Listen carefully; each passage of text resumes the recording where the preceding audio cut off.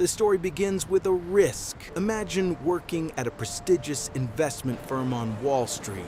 You're only 30 years old. You're making a lot of money. Your career is moving straight up.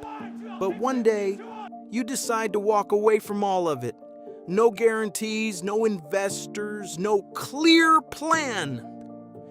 All for one strange idea: selling books on the internet. Back in 1994, that idea sounded almost like a joke. Less than 1% of the world's population was using the internet. But the man who made this decision believed he could see the future.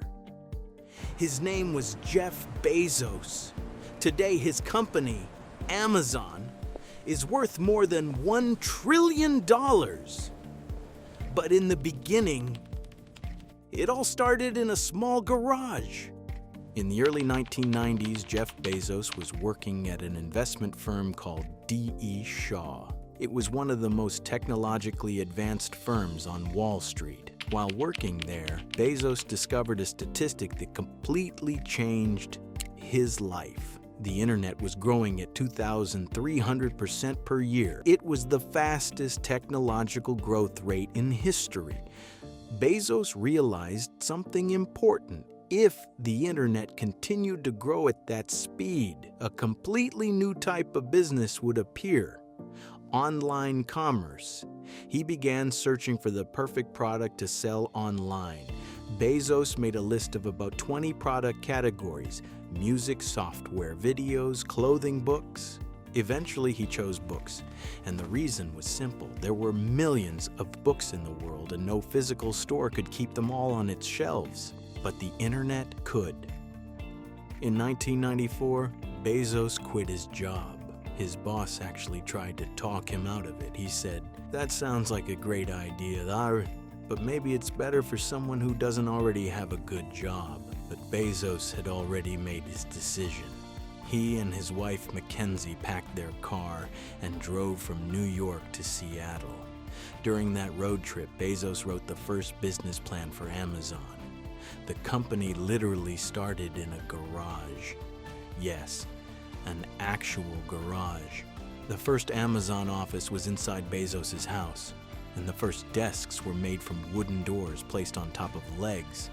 These became famous as door desks. In 1995, the Amazon website officially launched. Originally, the company had a different name, Cadabra, but the name was later changed. Bezos wanted something that sounded huge, so he chose Amazon, like the largest river in the world. The website proudly displayed the slogan, "Earth's biggest bookstore." The first order came just a few days after launch, but then something incredible happened. Within the first month, Amazon received orders from all 50 US states and 45 different countries. That meant one thing: the idea worked. The big problem: Amazon wasn't making money. Even though Amazon's sales were growing incredibly fast, the company had a serious problem. It wasn't making much profit.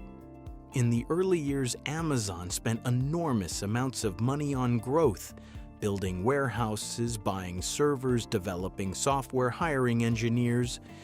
Instead of focusing on profit, Bezos reinvested almost everything back into the company. Many investors thought this strategy was extremely risky. On Wall Street, companies were expected to become profitable quickly.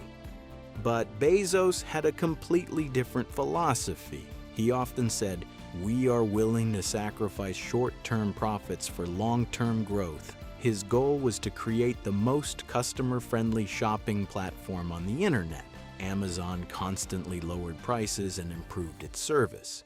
Sometimes the company even sold products with almost no profit just to attract more customers. This helped Amazon grow rapidly, but critics continued to doubt the company. Some analysts even called Amazon a store that will never make money. In 1997, Amazon took its next big step. The company went public on the stock market. This is known as an IPO, initial public offering. For the first time, investors could buy shares in the company. Each share was priced at about $18. At that time, Amazon was valued at around $438 million. Today, that may sound small, but for a young internet company in the 1990s, it was a huge valuation. After the IPO, Amazon raised additional capital to fuel its expansion. The company began expanding beyond books. Now customers could buy music, movies, electronics, computer games. Amazon was slowly transforming from an online bookstore into a massive online marketplace. But in the early 2000s, the internet industry was hit by a massive crisis. It became known as the dot-com bubble crash. During the late 1990s, investors were pouring money into almost any internet startup. Many companies received millions of dollars in funding even without a real business model. But in the year 2000, the bubble burst. Hundreds of internet companies went bankrupt. Investors lost billions of dollars. Amazon's stock was hit hard as well. The share price dropped by almost 90%. Many experts believed Amazon would not survive the crisis. Newspapers were publishing headlines like, "Amazon will not survive," but the company kept going. Bezos cut costs and focused on the most important parts of the business. Amazon improved its logistics and expanded its warehouse network. The company focused on faster delivery and better customer experience. Slowly, those decisions started to pay off.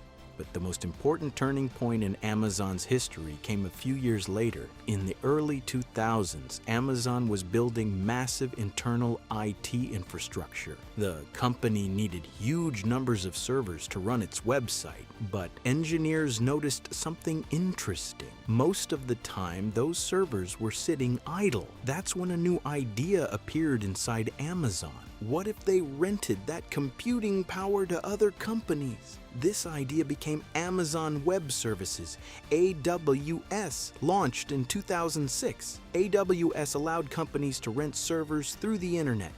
This completely changed the tech industry. Before cloud computing, companies had to buy expensive hardware and build their own data centers. Now they could simply rent computing power when they needed it. Today, AWS powers some of the biggest companies in the world: Netflix, Airbnb, Twitch, NASA, and thousands of startups. And here's the interesting part. AWS generates a huge portion of Amazon's profits, even though most people only think of Amazon as an online store. Today, Amazon is far more than just an online store. It has become one of the largest technology companies in the world. Amazon has built an enormous ecosystem of products and services. Amazon Prime, fast delivery and entertainment, Kindle, digital books, Alexa, voice assistant, Prime Video, streaming service, AWS, cloud infrastructure. The company has also built one of the largest logistics networks on the planet. Amazon operates hundreds of warehouses around the world. It has its own airplanes, trucks, and automated delivery centers. Every single day, Amazon delivers millions of packages. The story of Amazon teaches an important lesson about business. The biggest companies in the world are not built in a single year. They are built over decades. Jeff Bezos always focused on the long term. He often said that many decisions at Amazon are made with a 5 to 10-year horizon. That long-term thinking helped the company survive crises and eventually dominate the market. Amazon is one of the most influential companies in the world, but everything started with one simple idea. A man decided to sell books on the internet. No one knew that this idea would completely transform global commerce. Sometimes the biggest business empires in the world start with just one small step.